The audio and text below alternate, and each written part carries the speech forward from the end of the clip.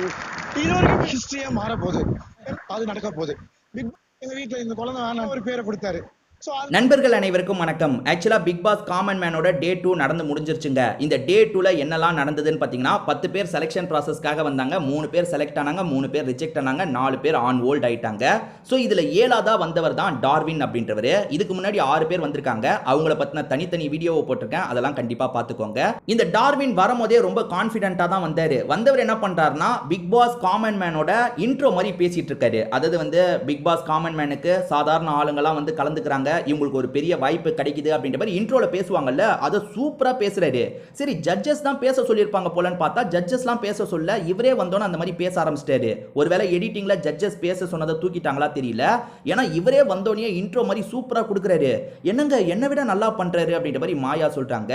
அதனால நான் என்ன பண்றேன், இவரை என்னோட அசிஸ்டன்ட் மாதிரி கூடிய வச்சுக்கிறேன், இவரை இந்த ப்ராசஸ்ல இருந்து தூக்கிடலான்ற மாதிரி சொல்லும் போது அதுக்கு டார்வின் என்ன சொல்றாருன்னா, ஒன்றும் பிரச்சனை இல்லை, நான் இந்த காமன் மேன் மூலியமா பிக் பாஸ்க்குள்ள போய் எல்லாம் பண்ணிட்டு அதுக்கப்புறமா வந்து உங்க கூட சேர்ந்துக்கிறேன். நீங்க பிக் பாஸ்க்குள்ளலாம் போயிட்டு வந்துட்டு இப்போ ஹோஸ்டா பண்ணிட்டு இருக்கீங்கல்ல, அந்த மாதிரி அப்புறமா பண்ணிக்கிறேன்னு சொன்னோன்னே இவன் பலே ஆளா தான் இருப்பான் போலியே அப்படின்ற மாதிரி ஜட்ஜஸ்லாம் ஒரு பார்வை பார்க்குறாங்க. ஸோ ரொம்ப கான்ஃபிடென்ட்டா இவர் பேசுறாரு. ஜட்ஜஸ்க்கு ஸ்டார்டிங்ல இருந்தே இவர் மேல ஒரு நல்ல இம்ப்ரெஷன் தான் வந்திருக்கு போல.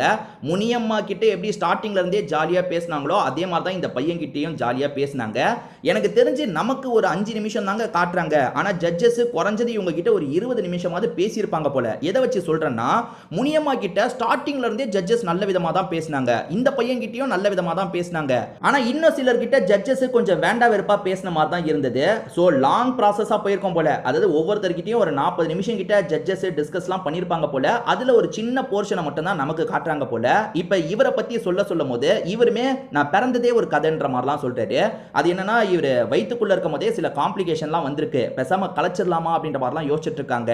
ஆனா இவரோட தாத்தா இருக்காருல, எப்படியாவது காப்பாத்திரணும் அப்படின்ற மாதிரி நிறைய விஷயங்கள்லாம் பண்ணி என்ன வெளியே வர வச்சாரு அப்படின்ற மாதிரிலாம் இவர் சொல்லிட்டு இருக்காரு.